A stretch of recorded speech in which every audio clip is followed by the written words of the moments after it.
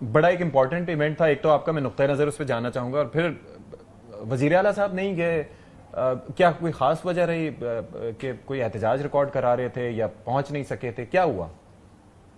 بسم اللہ الرحمن, بہت شکریہ.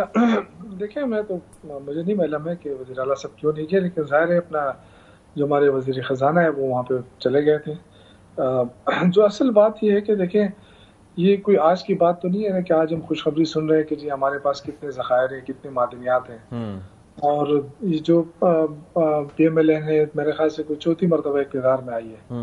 تو آج اگر ان کو یہ احساس ہو رہا ہے کہ ہمارے ذخائر, ہمارے معدنیات دنیا کے نمبر 1 ہیں اور اس سے ہم اپنے قرضے بھی ختم کر سکتے ہیں, IMF کو بھی, تو اس کا مطلب ہے کہ جو پچھلے 3 ادوار انہوں نے گزارے ہیں وہ بڑے ظلم کیا ہے قوم کے ساتھ, کہ اس پہ کام نہیں ہوا ہے. اچھا. اور آپ جب سیاسی افراتفری ملک کے اندر پیدا کریں گے, لیکن شوکت صاحب اس میں ایک نیریٹو یہ ہے کہ دیکھیں جو ٹیکنالوجی ہے وہ وقت کے ساتھ ساتھ آگے فروغ پاتی ہے, اور پھر ہو سکتا ہے اس وقت کیپیسٹی نہ ہو, اس وقت وہ دنیا میں وہ ٹیکنالوجی اویلیبل نہ ہو کہ ایسیس کیا جا سکے. میں اس پہ آتا ہوں. I think it would be unfair to criticize. نہیں دیکھیں میں کرٹیسائز نہیں کر رہا ہوں, میں تو حقیقت بتا رہا ہوں کہ اچھی بات ہے. میں تو کہہ رہا ہوں, چاہتا ہوں کہ انویسٹمنٹ آ جائے. پاکستان کو انویسٹرز کی ضرورت ہے نا, لیکن جس چیز کے لیے آپ انویسٹرز کو بلا رہے ہیں نا, تو میں اس پہ آنا چاہتا ہوں کہ سیاسی عدم استحکام ہوگا, ملک کے اندر دہشت گردی پروان چڑھ رہی ہوگی, اور جو آپ جس چیز کے لیے آپ ذکر کر رہے ہیں کہ معدنیات کے ذخائر ہیں وہ تو 2 صوبوں میں, بلوچستان میں اور خیبر پختونخوا میں. جی وہاں پہ امن و امان قائم کرنے کے لیے آپ کیا کر رہے ہیں, یہ سب سے بڑا کوشچن ہے. کیا وہاں پہ امن ہے؟ اگر وہاں پہ امن نہیں ہے تو آپ کس انویسٹمنٹ کی بات کر رہے ہیں؟ یہاں تو اپنے لوگ کاروبار چھوڑ کر باہر جا رہے ہیں, اور آپ کہتے ہیں کہ جی باہر سے لوگ آئے. میں تو کہہ رہا ہوں اللہ سے دعا کرتا ہوں کہ اللہ کرے کہ ہماری یہ معدنیات اٹھے. اللہ نے ہمیں واقعی بہت کچھ دیا ہوا ہے, لیکن اگر ہم صرف باتیں کریں گے اور یہ چورن بیچنا شروع کر دیں گے کہ اب ہم بس خود مختار ہو گئے ہیں, اب ہمیں کسی چیز کی ضرورت, نہ IMF کی ضرورت ہے, نہ یہ, میں کہہ رہا ہوں کہ اللہ کرے کہ ایسا ہو جائے. میں تو اللہ سے دعا کروں گا کہ ہو جائے, لیکن کیا ہمارے پاس جیالوجسٹ, وہ جو جیالوجسٹ تھے وہ کوئی نئے جیالوجسٹ ہیں جو ہمارے پاس تھے؟ اب جو نئے آئیں گے جیالوجسٹ وہ ہمارے لیے باہر کے جیالوجسٹ آ کے ہمیں بتائیں گے کہ جی آپ کے ساتھ یہ ہے, آپ کے ساتھ وہ ہے. یہ ساری چیزیں ہمیں پتہ ہے.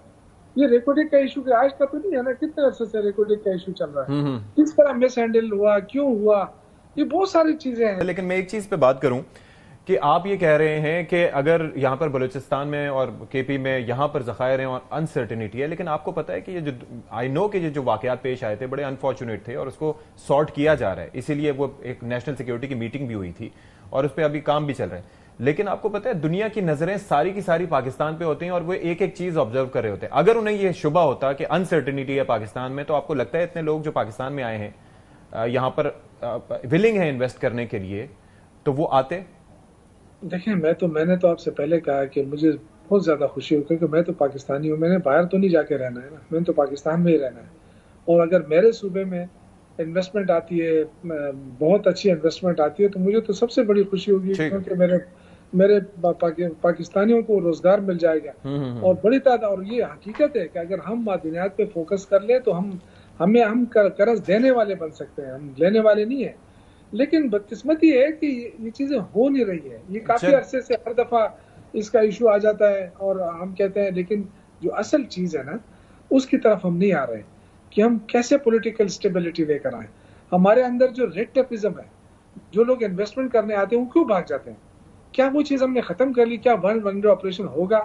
کیا یہ جو مشکلات آتی رہی لوگوں کو, مجھے بہت سارے لوگوں کو میں جانتا ہوں, میں اکثر باہر ٹریول کرتا ہوں, اپنے پارٹی کے فنکشنز کے لیے جاتا ہوں, یورپ جاتا ہوں, تو لوگ یہی کہتے ہیں کہ یار ہم آنا چاہتے ہیں, ہم انویسٹمنٹ کرنا چاہتے ہیں, لیکن حکومت تعاون نہیں کر رہی ہے, حکومت تنگ کر رہی ہے. وہ کہتے ہیں اتنے دو, کہتے ہیں یہ چیزیں جو ہے ہمیں ختم کرنی پڑے گی. چلیں پوچھ لیتے ہیں, یہ جب تک نہیں ختم ہوگی نا تو ہمارے دیکھیں ملک کی جو وہ ہے ایک, میں بلال صاحب سے جواب لے لوں اس کا, وہ ہم اگر درست کر لیں ٹھیک ہے تو ہمیں خوشی ہوگی. ہمیں انویسٹمنٹ پر تو کسی کو اعتراض نہیں ہو سکتا ہے, ٹھیک ہے. اور میں کہوں گا کہ اللہ کرے کہ ہمارے ملک میں انویسٹمنٹ آئے, لیکن اس کے لیے ماحول بنانا بہت لازمی. جی آئی گاٹ یور پوائنٹ. بلال صاحب, یہ جو سوال کچھ شرمیلا صاحبہ نے کنسرن اپنے شو کیے, کچھ میں نے بھی کہا کہ ہم کیا اپنا مفاد سب سے بڑھ کر رکھ پائیں گے, اور خاص طور پر سیکھنا ہوتا ہے اپنی, اگر کوئی غلطی ماضی میں ہوئی ہے تو اس سے.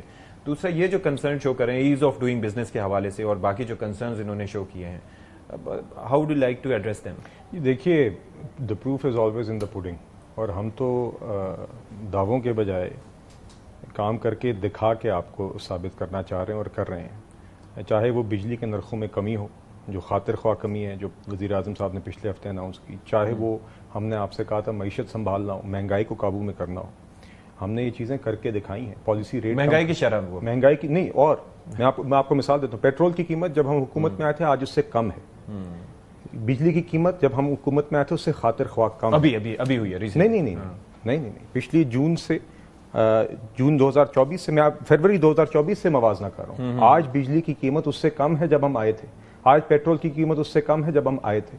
جون 2024 سے ابھی تک پچھلے ہفتے تک پہلے ہی بجلی کے نرخوں میں کمی ہو گئی تھی, اور اب یہ مزید کمی کا اعلان ہوا ہے جو 7 روپے 41 پیسے مزید کمی ہے.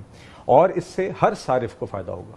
100 یونٹ کے صارف کو, 200 یونٹ کے صارف کو, 400 یونٹ کے صارف کو, گھریلو صارفین کے علاوہ زرعی صارفین کو, انڈسٹریل صارفین کو, کمرشل صارفین کو, سب کو 6.25 روپے سے لے کے تقریباً 8.5 روپے تک کی رینج کے درمیان سب کو اس کا فائدہ ہوگا, اور اگلے مہینے آپ کو بلوں میں اس کا اثر نظر آئے گا. اس کے اندر ایک